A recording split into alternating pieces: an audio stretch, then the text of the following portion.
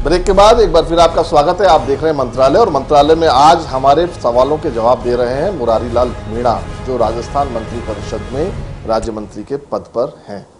मुरारी लाल जी, एक मेरे पास में अनौपचारिक, मैं औपचारिक तो नहीं कहूँगा, लेकिन चूंकि आप डिपार्टमेंट में रहे हैं, पीडब्ल्यूडी में रहे हैं, केवल जानना चाहता हूँ आपसे कि क्या कमीशन जो पीडब्ल्यूडी में होता है, क्या ऐसा है कि एएन को 5%, एक्सीएन को 3%, एससी को 3%, डबल एओ को 1%, जेएन को 2%, इस तरह से ये कमीशन बढ़ता है पूरा का पूरा। देखो ये इसमें क्या है, सिस्टम एक्चुअल में पीडब्ल्यूडी में ही ज्यादा देखने को मिलता है, और आप इस विभाग में आपने काम किया, और सबसे बड़ी बात यह है कि आज आपको इस विभाग की जिम्मेदारी मिली। देखो क्या है, आम जनता जब क्वालिटी खराब होती है तो इस तरह के आरोप लगते हैं।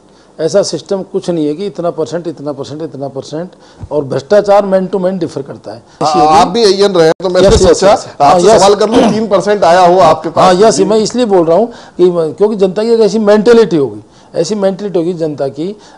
ये तो सारे कमीशन से ही काम होते हैं, ये होते हैं। मैं स्वयं 2 से 3 साल तक लगातार एएन रहा हूँ, और जिस जगह से आज मैं विधायक हूँ और जिस विभाग में मैं सर्विस करता था उसका आज मैं मिनिस्टर हूँ।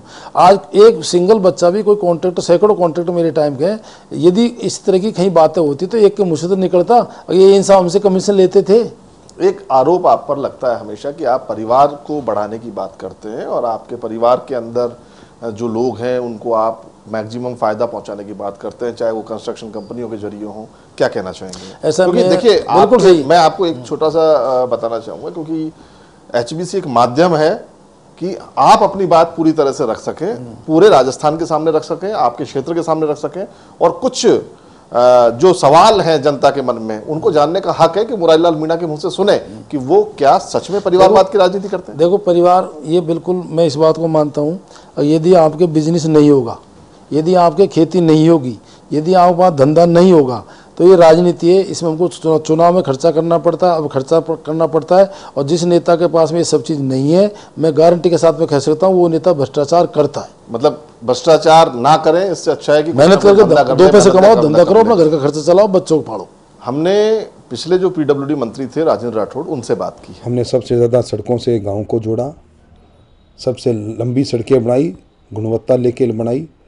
परंतु पिछले 4 वर्षों में इस पूरे विभाग में जो आपाधापी का वातावरण है, जो लूट खसोट का वातावरण है, उसी के चलते आज पूरे राजस्थान के अंदर और तो और जो डिफेक्ट लाइबिलिटी की सड़कें हैं, जिनको ठीक करने की जिम्मेवारी उस संवेदक की है जिसने सड़क का ठेका लिया था, उनको भी ठीक नहीं कराया जा सका। सड़कों का निर्माण कार्य ठप पड़ा है। अब गड्ढों में सड़क को ढूंढना पड़ता है, सड़क में गड्ढे नहीं है। पैच रिपेयर का काम भी ये पूरा नहीं कर पाए। जो पैसा राजस्थान सरकार को दिया वो उसका इस्तेमाल नहीं कर पाए। और हालात ये है कि कोई भी ठेकेदार राजस्थान के सार्वजनिक निर्माण विभाग में काम करना नहीं चाहता। सड़क की दृष्टि से राजस्थान फिर पिछड़े राज्यों की सरणी में आकर खड़ा हो गया है। बड़ी थोथी घोषणाएं होती है। जितने भी सड़क बनी हैं वो सारी सारी टोल रोड्स बनी है, यानी जनता के पैसों से बनी है।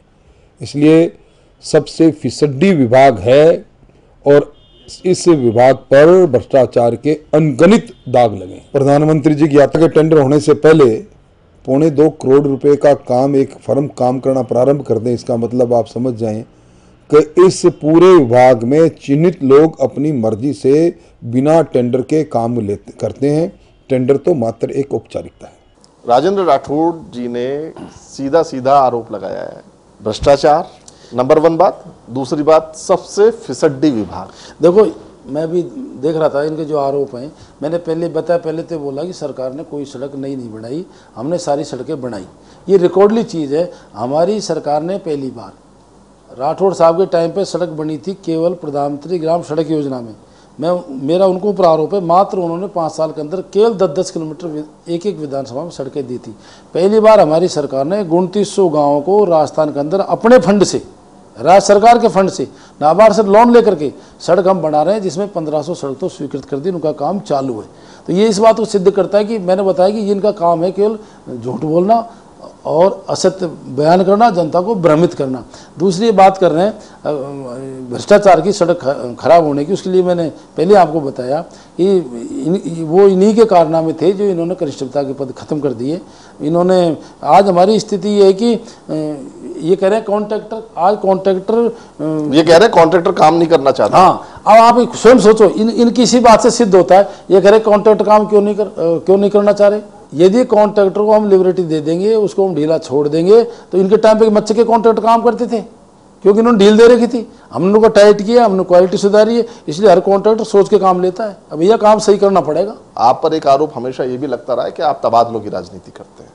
देखो ऐसा है, ये आरोप तो शायद मेरे को कभी हो सकता है, आज आपके मुँह से सुना है कि तबादलों की राजनीति करते हैं। और मैक्सिमम हमने ये प्रयत्न किया है कि हमारे जो बाहर लोग नौकरी करते हैं, यदि यहाँ पदस्थापन खाली है, दौसा में खाली है, आसपास खाली है, तो वो एडजस्ट होना चाहिए। ये बिल्कुल मैं इसके पक्ष में हूँ और उनको नज़दीक लाना भी चाहिए। कुछ लोग चर्चा कर रहे हैं कि आपने दौसा में जो आपकी मतदाता सूचियां हैं उसमें इतने ज्यादा फर्जी वोटर, मीणा वोटर आपने, आपको भी पता लगा होगा, इतने फर्जी वोटर आपने नाम जुड़वा दिए हैं कि अब आपका चुनाव जीतना नहीं। ऐसा है, देखो किसी को जागृत करना और किसी को मेहनत करना, यदि मेहनत करने को, लोगों को सही बात बताने की बात को, कानून की बात सही बताने को यदि लोग फर्जीवाड़ा मानते हैं, उसका मेरे पास में कोई इलाज नहीं है।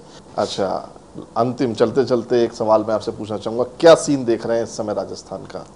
इस बार हमारे मुख्यमंत्री महोदय ने एक से एक बढ़ के स्कीम, जो हमारी जन कल्याणकारी योजना है, 12-13 योजना ऐसी हैं, उनका सीधा फायदा जनता को हो रहा है। अब बीजेपी वाले क्या है कि शुरू से, क्योंकि मैं पॉलिटिक्स को बड़े गहराई से, बारीकी से मैं शुरू से देखता रहा हूँ, इनका एक ही काम है, कोई न कोई भावनाओं को कैश करना, भावना भड़काना, वातावरण में ऐसा पैदा कर देना। तो हम यदि उस वातावरण को बचा पाए, यदि जनता को ये समझा पाए, अगर तुम भावनाओं में फैसले मत करो, तुम दिमाग से फैसले करो। ये हमेशा भावना फैसला करवाते हैं, कभी राम मंदिर के नाम पे, कभी बोफोर्स के नाम पे, कभी भ्रष्टाचार के नाम से, कभी किस नाम पे, कभी किस नाम पे। नहीं, ये फैसले करवाते हैं। जनता भोली है, हमारे यहाँ की जनता भोली है यहाँ की, और ये उल्टे सीधे करवा दे। तो जनता को यदि हम समझा पाए तो स्पष्ट बहुमत कांग्रेस का आएगा वापस। तो आपको लगता है, ये थे मुरारी लाल मीणा जिन्हें लगता है कि यदि सरकार की सारी योजनाओं की जानकारी कांग्रेस कार्यकर्ता, कांग्रेस के नेता अगर अंतिम छोर यानी कि आप अपने मतदाता तक पहुंचा पाते हैं तो कांग्रेस की सरकार बनेगी, जैसे मैं पहुंचा रहा हूँ। और अगर नहीं पहुंचा पाते तो शायद मुरारी लाल मीणा अपनी सीट निकाल के ले आए, लेकिन कांग्रेस की सरकार बनना मुश्किल आदि पहुंचाते जब बनेगी। यदि अगर वो नहीं पहुंचा पाते हैं, अगर मान लीजिए पहुंचानी चाहिए, जिम्मेदारी बनती है, सबकी जिम्मेदारी बनती है। ये थे मुरारी लाल मीणा। मंत्रालय में अगले सप्ताह फिर एक नए राजनेता के साथ मुलाकात होगी, तब तक के लिए दीजिए हमें इजाजत। नमस्कार।